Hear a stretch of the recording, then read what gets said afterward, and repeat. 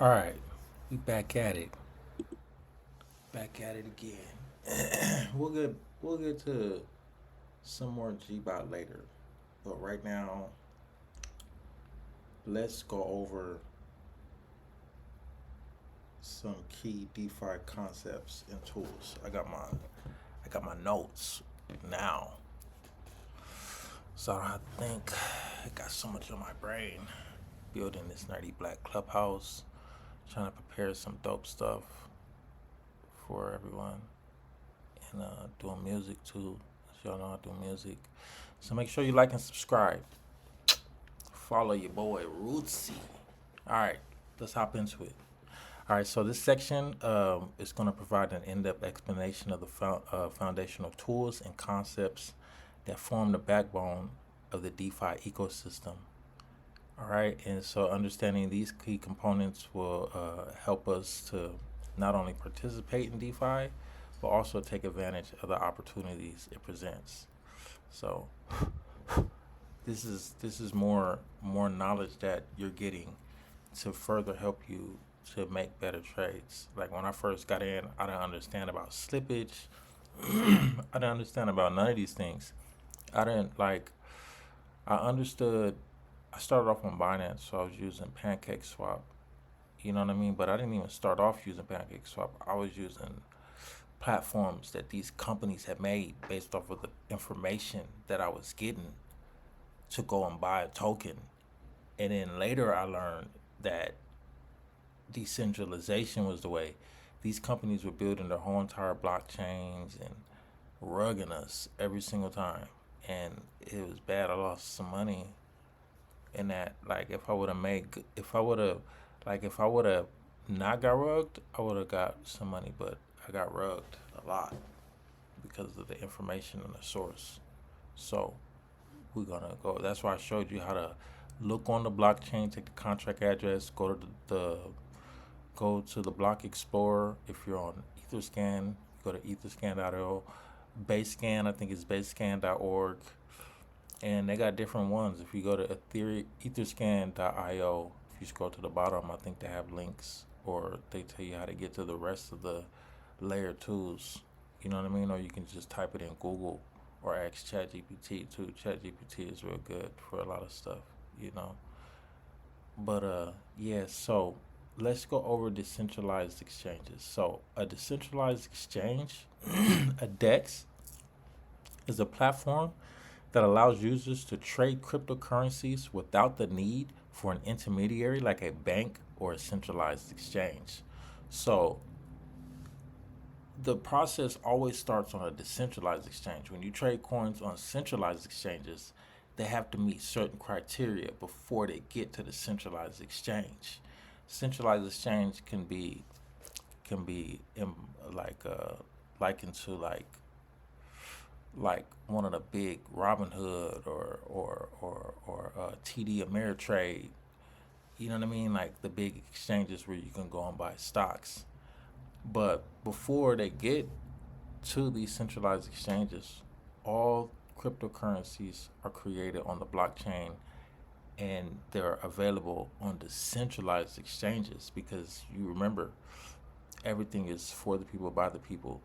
So somebody has to add liquidity to the token. Once you deploy the token and you mint yourself some of the token, a supply, you have to then take that supply of token and pair it with ether to give it value. Okay, so that's how it works. So how do dexes work? Let's go over it in depth. Unlike traditional exchanges, dexes operate through smart contracts, like I was just saying. Users connect their wallets directly to the exchange platform and trade peer to peer. This removes the need to trust a third party with their funds.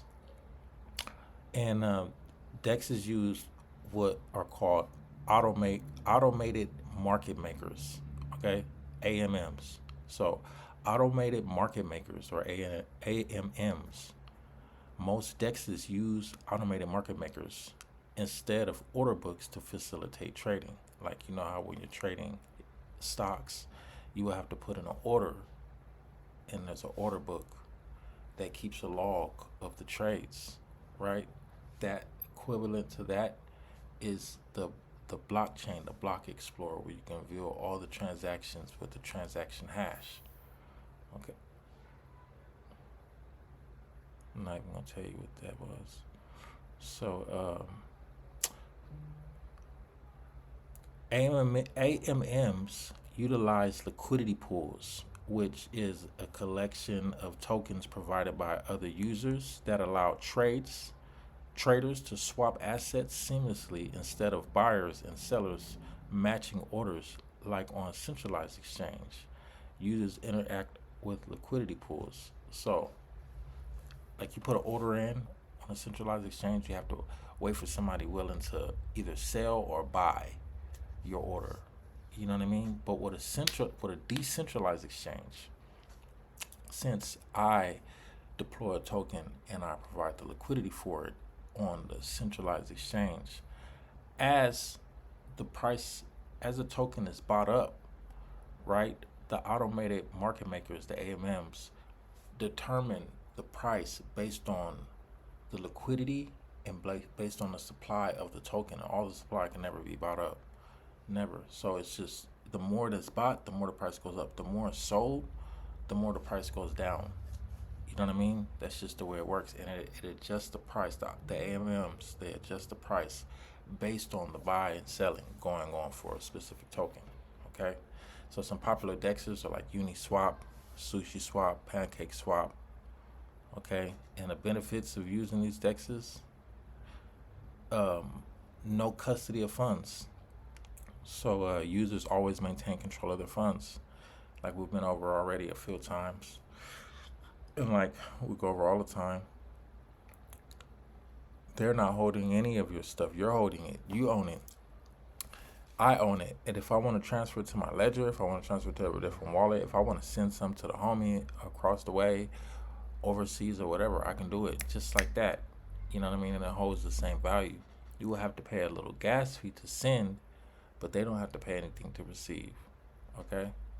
So privacy, no KYC, know your customer procedures required when you use decentralized exchanges. So, you don't have to be giving up your personal government information just to buy a token and basically, say I want to participate in this community, I want to invest in this project, or I want to participate in this protocol, whatever it is when you buy a token.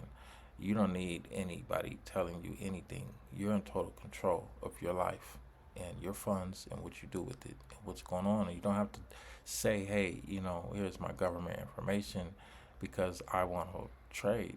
You know what I mean? Anybody can do this. It's like if I got some money and I go to exchange it for, some foreign exchange, I shouldn't have to show my ID. You know what I mean? Just to be like, hey, you know what? Here's American dollars for pesos, or here's pesos for American dollars. You know what I mean? So, and it's permissionless. Anyone with a wallet can trade without approval from a central authority. Like I was saying, you don't need a bank. You don't need to give your ID to a bank. You don't need to give anybody anything to go and trade on the blockchain. You just load up your wallet with some funds, some ether. You go to a decentralized exchange and you trade. Okay, but some of the risk, there are always risks. But wait, hold on. Yeah, so some of the risks are slippage. And slippage is the difference between the expected price of a trade and the actual price. This often occurs when trading large amounts or when the liquidity pool is small and you won't get back as much, or you won't be able to complete the trade. Impermanent loss is a potential risk for liquidity providers, and we'll go over that later in the next section. Okay, and I think that's it for now, and we'll get back to it on the next video.